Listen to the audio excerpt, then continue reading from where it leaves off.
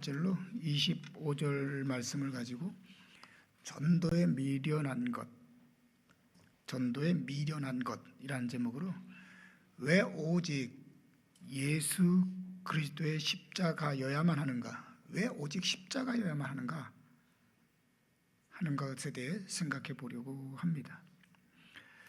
앞에서 고린도 교회 안에 분쟁의 문제를 다루던 바울은 뜬금없이 자신이 고린도 교우들에게 세례 베푼 것을 후회하고 있으며 그나마도 많이 베풀지 않은 것을 하나님께 감사한다라고 고백을 합니다.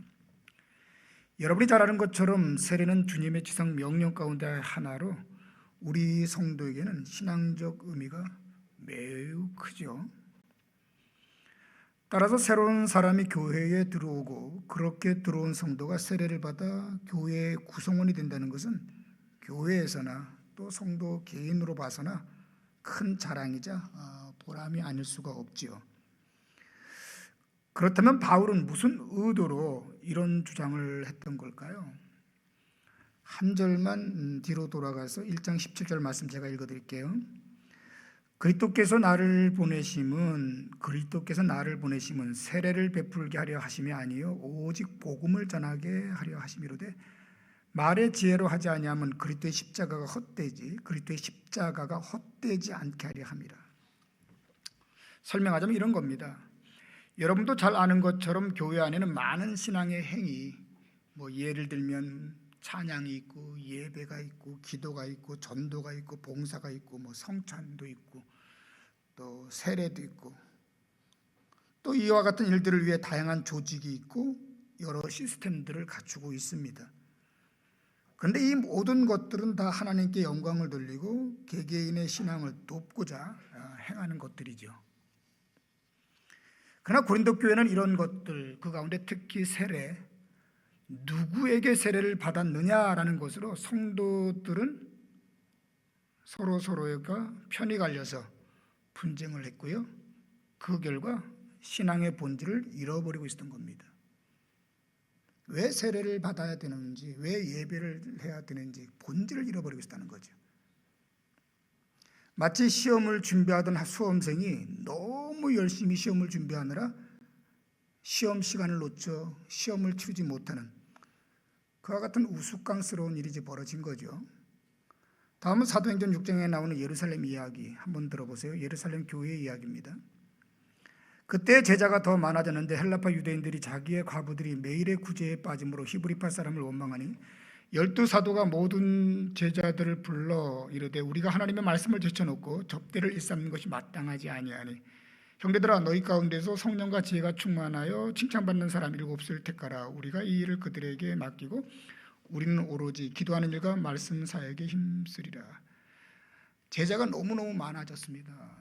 부흥이죠. 그러다 보니까 구제와 접대에 신경을 쓰게 되고 그렇게 신경 쓰다 보니까 교회가 말씀 전하는 일을 놓쳤다는 것이죠. 참 재밌지 않습니까? 성도가 많아졌습니다. 그러다 보니까 접대하고 구제하는 일이 많아졌다. 결국 뭘 잃어버렸다? 복음을 잃어버렸다. 그러면 성경이 말하는 신앙의 본질, 그 복음은 뭘까요? 오늘 본문 18절 말씀입니다. 같이 한번 읽어봅니다. 본문 18절. 십자가의 도가 멸망하는 자들에게는 미련한 것이요 구원을 받는 우리에게는 하나님의 능력이라. 여기서 말하는 십자가의 도는 여러분이 잘 아시는 대로 성육하신 하나님 예수 그리스도께서 우리를 위해 십자가에 달려 돌아가셨고 누구든지 이 사실을 믿으면 죄 사함을 받아 구원에 이르게 된다라는 하나님의 약속이죠. 이게 복음이죠. 그리고 이어서 나오는 멸망하는 자들은 아직 구원에 이르지 못한 사람들을 말하고 그런 그들에게 십자가는 미련한 것, 하찮은 것, 보잘것없는 것이지만 이미 구원을 받은 우리 성도들에게 십자가는요 하나님의 능력임을 분명히 하고 있는 거죠. 아멘. 여러분 십자가가 정말 하나님의 능력 맞습니까? 그러면 여기 본문이 말하는 하나님의 능력, 그 능력은 무슨 능력을 말할까요? 십자가에는 하나님의 능력이 있다. 그렇다면 그 십자가의 능력, 하나님의 능력은 무슨 능력일까? 달리 말해 이 십자가가 우리를 위해 무엇을 할 수가 있고 십자가로 우리는 무엇이 가능하다는 걸까요? 무엇이 가능할까? 생각은 해보셨나요? 십자가 참 말 많이 하는데 십자가 전하기도 참 열심히 전하는데 도대체 십자가 뭘 할 수 있다는 거지? 세상 말로 밥이 나오나 떡이 나오나. 다음은 로마서 1장 16절 말씀입니다. 들어보세요.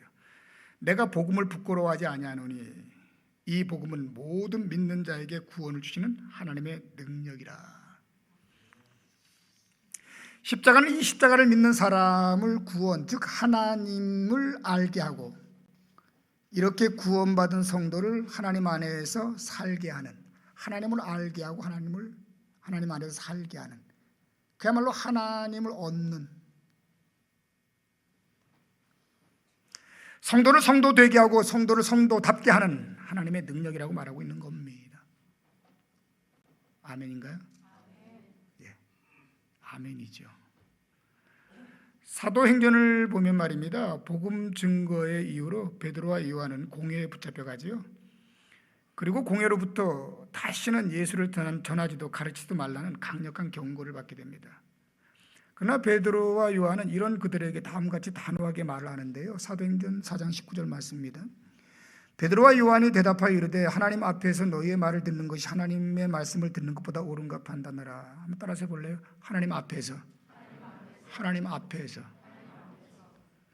그러니까 이들 앞에는 누가 있다는 거예요? 베드로와 요한 앞에 누가 있다는 거예요? 하나님이 있다는 거예요. 그리고 하나님 앞에 누가 있다는 거예요? 자신들이 있다는 거예요. 놀랍지 않으세요? 오늘 여러분 예배하는 여러분 앞에 누가 있습니까? 여러분의 인생을 살아가면서 그 문제 앞에 누가 있습니까? 누가 있어요? 하나님이 계시긴 계신가요? 그 하나님이 나의 인생의 실제이긴 실제인가요? 하나님이 살아있긴 살아있는 건가요? 구원을 받은 베드로와 요한에게는 공회의 막강한 그 협박과 힘보다 무엇이 하나님이 더 크고 두려웠던 것이죠. 왜요? 하나님을 만났기 때문이죠. 하나님을 만났기 때문에 이것이 십자가의 능력이자 십자가를 믿는 성도에게 일어나는 놀라운 변화인 겁니다. 베드로와 요한 그들도 예수님과 더불어 공생애를 함께 했던 사람들이에요. 근데 여종 한마디에 예수님을 저주하고 부인했던 그 사람이 베드로입니다. 근데 그런 베드로가 하나님 앞에 선자로 새로워진 거죠. 오늘 이 세상에는 수많은 교회가 있습니다. 그런데 그만큼 많은 교회 가운데 가장 불쌍하고 안타까운 교회가 어떤 교회인 줄 아세요? 개척교회? 시골교회? 성도가 많이 안 모이는 교회? 아니죠. 십자가가 없는 교회죠. 복음이 없는 교회입니다. 교회인데 복음이 없어요. 복음이 뭔지도 몰라요. 정말 안타까워요. 성도들 가운데 가장 불쌍한 성도가 있다면 가난한 성도, 몸이 아픈 성도가 아니라 십자가를 모르는 성도예요. 그 오랜 세월 교회를 다니는데 왜 십자가가 귀한지를 몰라요. 십자가의 의미와 가치를 몰라요. 그저 기도할 때 예수 이름으로 기도하는 것 외에는 왜 예수의 이름으로 하는지도 몰라요. 그냥 교회 다녀요. 그러고는 쓸데없는 자랑을 많이 해요. 쓸데없는 걱정도 많이 해요. 근데 자신은 예수 믿는다는 거 아니에요? 참 안타깝죠. 아무리 교회의 모습을 갖고 있고 성도의 흉내를 내도 십자가가 없으면 그 교회는 교회가 아니거든요. 그 성도는 성도가 아니에요. 여러분, 목사 아닙니다. 다시 한번 말씀드릴게요. 십자가를 모르면 목사 아니에요. 십자가를 모르면 성도 아니에요. 십자가를 모르면 교회 아닌 거예요. 이건 아닌 겁니다. 누가 뭐래도 아니죠. 그러면 우리의 구원에 있어서 십자가가 중요한 이유, 좀 더 정확히 말해 우리의 구원이 어떻게 십자가로만 가능하다는 걸까요? 다른 거 말고 예배 많이 드린다, 뭐 세례 받았다, 우리 아버지가 베드로다, 나는 금식을 갖다가 노다지 하고 앉았다, 1년에 한 10번씩은 막 20일 30일 금식기도 한다, 난리를 쳐도 구원이 안 되거든요. 아무리 돈을 많이 벌어서 좋은 일 많이 해도 구원은 안 되거든요. 그런데 그 구원이 어떻게 십자가로만 가능하다는 걸까? 이유가 뭘까요? 답을 위해 먼저 바울은 구약 이사야서 말씀을 인용하는데요. 본문 19절이에요. 19절을 같이 읽어봅니다. 기록된 바 내가 지혜 있는 자들의 지혜를 멸하고 총명한 자들의 총명을 폐하리라 하였으니, 지혜를 멸하고 총명을 폐한다. 여기서 말하는 지혜와 총명은 다 하나님을 아는, 즉 구원에 이르게 하는 지혜와 총명을 말하는데, 정리해서 말하면 세상 어디에도 세상 누구도 우리 타락한 인간을 구원할 지혜, 총명은 가지고 있지 않고 존재하지 않는다는 거예요. 없다는 겁니다. 없다는 겁니다. 그러니까 그 결과로서는요, 20절 말씀이죠. 20절 말씀 같이 읽어봅니다. 지혜 있는 자가 어디 있느냐, 선비가 어디 있느냐, 이 시대의 변론가가 어디 있느냐, 하나님께서 이 세상의 지혜를 미련하게 하신 것이 아니냐. 지혜 있는 자가 어디 있냐는 거예요. 선비가 이 땅에 어디 있냐는 거예요.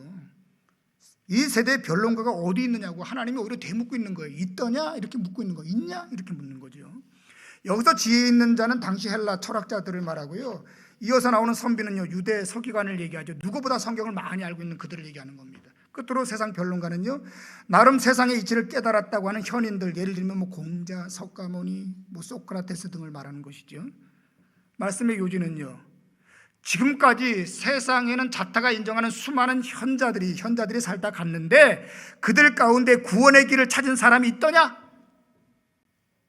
그들의 가르침으로 말미암아 구원에 이른 사람이 있더냐? 이렇게 묻는 거예요. 있다 없다? 왜죠? 이유는 죄로 인해 모든 인간은 다 하나님에 대해 사망을 했죠. 그리고 하나님을 잃어버렸죠. 그러니까 하나님과는 완전히 단절됐기 때문에 하나님께 나갈 수 있는 길이 이 땅에 있다 없다? 없다는 겁니다. 없어요. 없는 거예요. 그냥 없는 겁니다. 기독교 저널리스트 필립 얀시는 그의 책에서 다음 같은 질문을 합니다.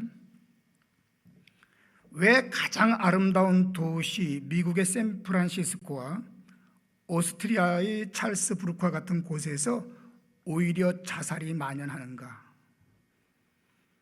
왜 세상에 대한 절망과 허무는 아우슈비츠 형무소나 시베리아의 지옥 같은 곳이 아닌 오히려 파리의 카페, 비벌리 힐즈의 대저택에서 싹이 트는가? 이것이 바로 인간의 한계를 말해주는 것이다. 생각해보라. 인간의 문명과 기술이 가장 발달한 나라와 도시들이 가정파괴, 마약 중독, 성범죄, 폭력, 자살, 이혼 등으로 특징 지어지는 이 사실을 우리는 어떻게 설명할 것인가? 이해가 되나요? 왜 더 잘 먹고 잘 사는데 왜 자살은 느느냐는 거예요. 더 문화와 철학은 발달하는데 왜 허무주의와 회의감은 더 만연하느냐는 얘기하는 겁니다. 왜 그럴까요? 정신의학자였던 브루노 베텔하임의 말입니다. 역사 이래 오늘 우리 사회처럼 많은 것을 이룬 시대는 일찍이 없었다. 우리는 더 이상 질병이나 배고픔, 어둠 속에 숨겨진 악에 두려워 떨지 않는다. 죽을 것처럼 힘든 고역의 짐이 상당 부분 벗어졌으며 육체의 노동이 아니라 기계가 우리의 필요에 거의 모든 것을 공급해 주고 있다. 우리는 수세기를 싸워 결국 자유도 물려받았다. 이 모든 것, 그리고 다 설명하지 않은 더 많은 풍요를 누리고 있는 우리는 당연히 위대한 약속의 삶을 살고 있어야만 한다. 그러나 오늘 우리의 현실은 어떤가? 이전보다 더 자유롭게 그렇게 열망했던 자유와 위로가 우리의 삶에 어떤 의미를 주지 못하고 있다는 사실에 우리는 더 깊이 실망하고 좌절하게 된다. 영국의 저널리스트 말콤 머그리즈의 말입니다. 역시 한번 들어보실래요? 우리가 살아가면서 경험해 온 바 우리가 얻은 결과는 거의 예외 없이 기대와는 정반대였다. 공교육의 확대는 문맹률을 높이는 결과를 낳았고 반세기의 평화운동은 역사상 가장 잔인하고 파괴적인 세상을 만들어 놓았고, 정치적 평등주의는 강한 계급의식을 낳았고, 성적 자유는 지금까지 생각지도 못한 성적 변태와 성적 무질서를 낳고야 말았다. 놀랍지 않으세요, 여러분? 이게 우리의 현실 아닌가요?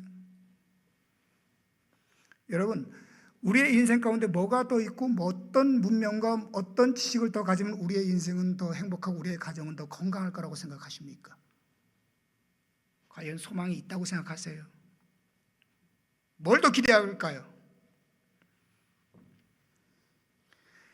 모든 인간이 추구한 구원과 행복에 있어 인간에게는 분명히 도달할 수 없는 한계가 있음을 말하고 있는 거죠.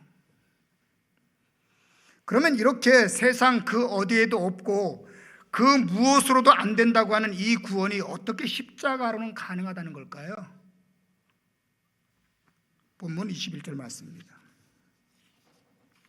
본문 21절 같이 읽습니다. 하나님의 지혜에 있어서는 이 세상이 자기 지혜로 하나님을 알지 못하므로 하나님께서 전도에 미련한 것으로 믿는 자들을 구원하시기를 기뻐하셨도다. 제가 다시 한번 읽을게요. 하나님의 지혜에 있어서는, 간단히 말하면 하나님에 대하여서를 얘기하는 겁니다. 이 세상이 자기 지혜로 하나님을 알지 못하므로, 구원에 이르지 못하므로 하나님께서 전도에 미련한 것으로 믿는 자들을 구원하시기를 기뻐하셨도다. 이렇게 이해하면 될 것 같습니다. 이 세상이 자기 지혜로 하나님을 알지 못한다. 세상 그 누구도 하나님을 알 수 없다는 얘기입니다. 그래서 하나님이 직접 그 길, 즉 구원의 길을 허락해 주셨는데 그것이 바로 뭐다? 따라해 보십시오. 전도에 미련한 것. 사람들 눈에 미련하게 보이는 그것. 그게 뭐죠? 아니요. 다시 한번.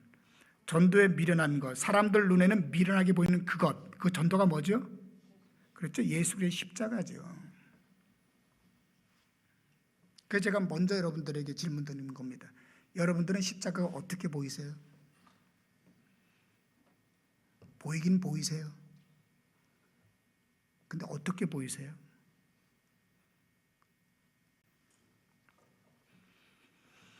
그리고 하나님이 이 미련한 것, 전도에 미련한 것, 이 십자가를 선택한 이유가 있는데 그 이유는 뭐라고요? 오직 하나. 믿는 자들을 구원하시기를 기뻐하셨기 때문이라고 얘기합니다. 뭐한 자들? 공부 잘하는 사람들, 착한 일 많이 하는 사람들, 열심히 있는 사람들, 직분 가진 목사들 구원하기 위해서가 아니라 다른 아무 조건 없이 그냥 믿는 자들을 구원하기 위해서 선택한 것이 십자가라는 겁니다. 그렇다면 구원에 이르기 위해 우리가 선택해야 될 것은 뭐죠? 그리고 이미 구원을 받았다면 우리가 전해야 될 복음은 뭘까요? 뭘까요? 다음은 여러분이 잘 아는 요한복음 3장 16절 말씀입니다. 하나님이 세상을 이처럼 사랑하사 독생자, 십자가지요? 독생자를 주셨으니 이는 그를 믿는 자마다 멸망하지 않고 영생을 얻게 하려 하심이라. 사도행전 4장 12절에 이런 구절도 있어요. 다른 이로서는 구원을 받을 수 없나니 천하 사람 중에 구원을 받을 만한 다른 이름을 우리에게 주신 일이 없습니다. 뭐 외에? 십자가 외에. 근데 이렇게 쉬운 십자가가 안 믿어지는 게 문제죠. 그렇죠? 돈은 믿어지잖아요. 부동산은 믿어지잖아요. 학교는 믿어지잖아요. 십자가는 안 믿어진다는 게 문제죠. 징글징글하게 안 믿어지는 거죠. 오히려 십자가보다는 예배가 더 믿어지죠. 그죠? 십자가보다는 예배는 뭔가 좀 있어 보이잖아요. 십자가보다는 앞에 서 있는 목사가 더 믿을 만하지 않으세요? 십자가보다는 부동산이 더 믿어질 것 같고. 그래서 또 한 번 묻는 겁니다. 여러분들은 십자가 믿어지세요? 너무 쉬운데, 너무 쉬운 그 십자가가 안 믿어진다는 게 문제지요. 한번 물어보십시다. 창세기에서 왜 아담과 하와는 선악과를 먹으면 안 됐죠? 먹으면 죽기 때문이죠. 그러면 왜 선악과를 먹으면 죽지요? 독이 있는 나무인가? 아니죠. 하나님이 그렇게 말씀하셨기 때문이죠. 그러면 아담과 하와는 그럼에도 불구하고 왜 선악과를 먹었죠? 그건 하나님 말씀을 믿지 않았기 때문이지요. 그리고 그 결과는요, 죽음이었어요. 구약 창세기에 나오는 이야기 하나를 더 소개할게요. 창세기를 보면 하나님의 홍수 심판과 노아 방주 이야기 나오는다는 거 다 압니다. 세상을 심판하기로 하신 하나님은 노아에게 방주를 만들라고 하셨고요, 이를 사람들에게 알리도록 하셨습니다. 내용대로라면 결국 누가 그 홍수 심판에서 구원을 받지요? 당연히 방주에 들어간 사람들이지요. 그러면 그 방주는 누가 들어가지요? 성공한 사람이요? 똑똑한 사람이요? 아니요. 하나님의 말씀을 믿는 사람이 들어가겠죠, 당연히요. 안 그런가요? 하나님 말씀 믿는 사람이 들어가요. 안 믿는 사람은 안 들어가요. 돈 있다고 들어가는 거 아니에요. 공부 많이 했다고 들어가는 거 아니에요. 하나님 말씀을 믿는 사람이 들어간다고요. 본문으로 돌아가, 하나님은 인류의 구원을 위해 뭘 선택하셨다고요? 그렇죠, 예수님의 십자가를. 왜요? 믿는 자를 구원하기 위해서. 그러면 구원을 위해 다시 한번 질문합니다. 우리가 해야 될 것은 뭐죠? 간단해요. 하나님이 하신 말씀대로 십자가를 믿는 거예요. 그래서 정말 예수님을 믿었더니 어떻게 구원이 정말 없디까? 여기서 갈라지지요. 묻겠습니다. 예수 그리스도를 믿었더니 정말 구원이 없디까? 이거 어렵죠. 생각보다 예수님을 믿고 구원받은 사람이 그만큼 안 많은 거예요. 이게 현실이라고요. 너무나 당연한 질문을 하는데 이 질문에 답을 못 하잖아요, 지금. 예수 그때 십자가를 믿으면 구원 받는다라고 얘기를 했고, 그래서 우리 예수님이 십자가를 믿었습니다. 그랬더니 정말 구원이 없디까? 아멘! 이렇게 얘기해야죠. 아멘! 근데 이게 어려워요. 근데 구원이 안 된 사람에게 너무 어렵죠. 구라칠 수는 없으니까. 그래서 믿어서 구원받은 사람은요, 너무나 당연하죠. 아멘! 당연하죠. 구원받았습니다가 되는 거예요. 그러면 이렇게 예수 그리스도를 믿어 구원을 받은 우리는 그 다음은 어떤 삶이 전개될 거라고 생각하세요? 본문 22절 23절 말씀입니다. 같이 읽어볼까요? 22절 23절 시작. 유대인은 표적을 구하고 헬라인은 지혜를 찾으나 우리는 십자가에 못 박힌 그리스도를 전하니 유대인에게는 거리끼는 것이요 이방인에게는 미련한 것이로되. 설명을 위해 바울은 세상의 가치 체계를 다시 한번 끌어옵니다. 세상의 가치 체계를. 바울이 살던 당시 세상은 크게 두 개의 축이 세상을 지배하고 있었어요. 하나는 그리스 철학을 중심으로 한 헬레니즘, 또 하나는요 유대 종교를 중심으로 한 헤브리즘. 이들 가운데 먼저 유대인들은 표적, 즉 능력과 실리를 최고의 가치로 여겼고요, 헬라인들은요 지혜, 즉 이성과 명분을 최고의 가치로 여겼습니다. 마치 오늘날로 말하면 우리 아까 장로님 기도 가운데서도 정치와 또 경제를 얘기했습니다. 정치는 뭐가 지배하죠? 권력이 지배하는 거죠. 그러면 경제는요? 물질이 지배하는 거죠. 맞죠? 그러니까 오늘 우리로 말하면 권력과 물질의 두 축이 세상을 지배하는 것 같지, 그 시대는요 헬레니즘과 헤브라이즘이 지배하고 있었다는 얘기하는 겁니다. 그러면 물질과 권력이 지배하는 이 세상에서 예수가 능력입니다 라고 얘기할 때 그 사람들이 아멘 할 사람이 누가 있겠냐는 거예요. 그와 마찬가지로 당시도 예수의 십자가가 하나님의 능력이었음에도 불구하고 철학과 종교, 겉된 종교에 사로잡혔던 그들은 예수님의 십자가를 아주 우습게 여기다는 거예요. 아주 우습게.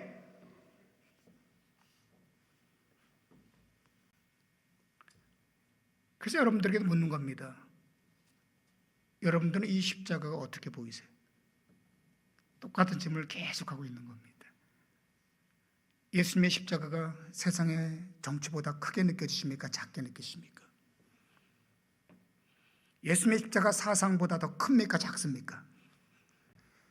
예수님의 십자가가 나의 부동산보다 나의 물질보다 크게 느껴지십니까? 작게 느껴지십니까?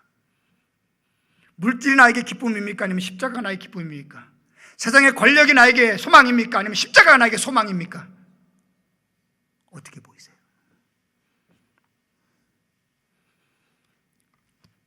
오늘 23절 상반절 분명히 이렇게 얘기합니다. 다시 한번 읽을게요. 유대인은 표적을 구하고 헬라인은 지혜를 찾으나 우리는 십자가에 못 박힌 누구를? 그리스도를 전하니 유대인에게는 거리끼는 것이요 이방인에게는 뭐한 것이다?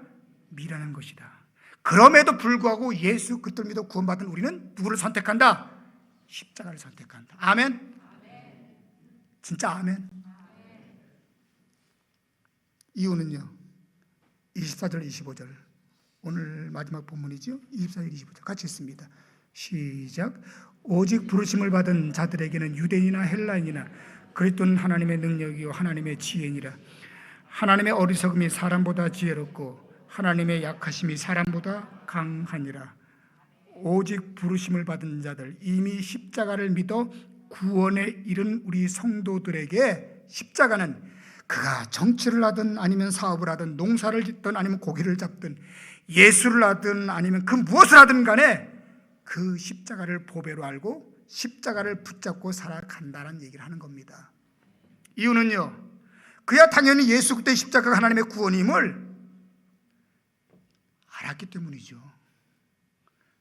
알았기 때문이죠. 맞나요? 맞습니다. 제가 그런 이야기를 자주 했죠. 아이한테 큰 금덩어리하고 초콜릿 한 덩어리를 두면은 너 뭐 줄까? 그러면 애들은 초콜릿을 선택할 가능성이 훨씬 많아요. 그죠? 왜? 금의 가치를 모르니까. 만약에 여러분들에게 금덩어리하고 초콜릿 한 조각 놓으면 뭘 선택할까요? 질문하는 제가 다 부끄럽죠. 그럼 제가 이렇게 질문한 겁니다. 세상의 물질, 그 물질의 크기가 얼마인지 모르겠습니다. 예수님이 십자가를 놓으면 여러분 뭘 선택할 것 같으세요? 왜 선택 못하죠? 십자가의 가치와 의미를 모르니까 그래요. 그런데 베드로와 요한은 왜 그 권력 앞에서 십자가를 선택했죠? 그들은 십자가를 본 거예요. 거기서 하나님을 발견했다고요. 그렇죠?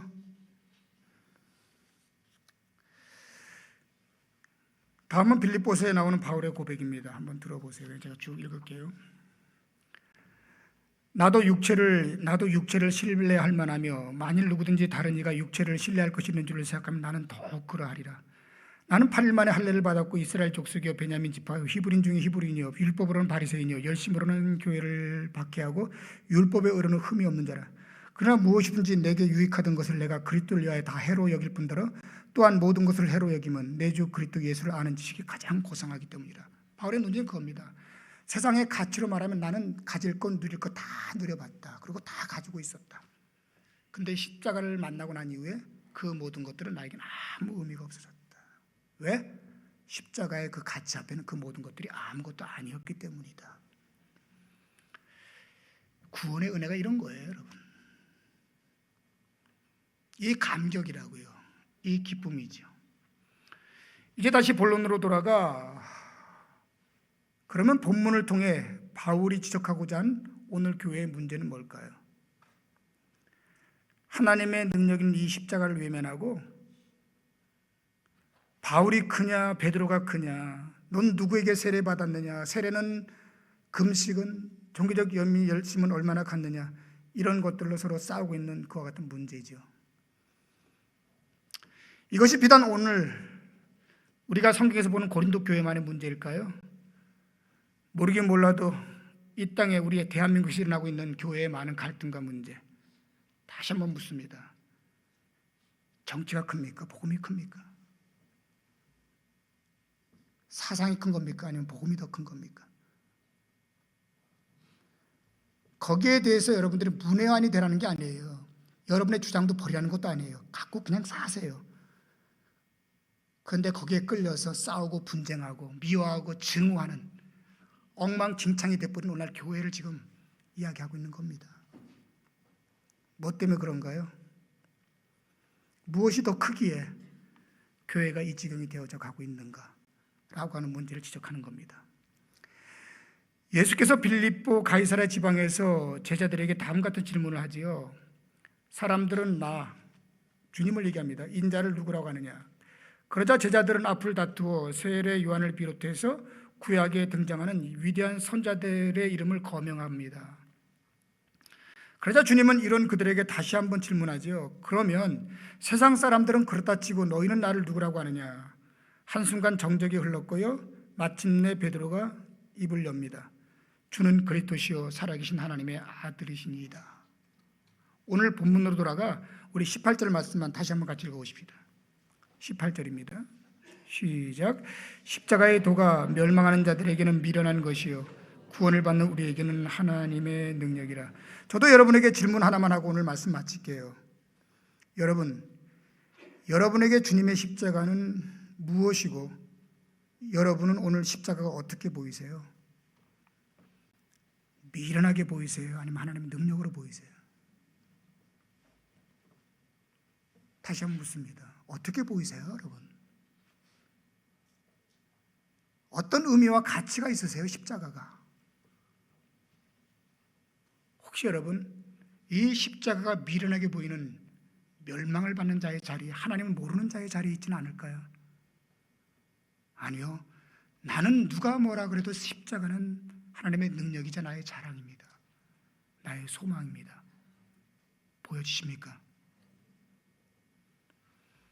영적인 눈이 뜨이고 그 십자가의 가치와 의미를 가지고 오늘 살아내는 우리 모두가 되기를 주님의 이름으로 축원합니다.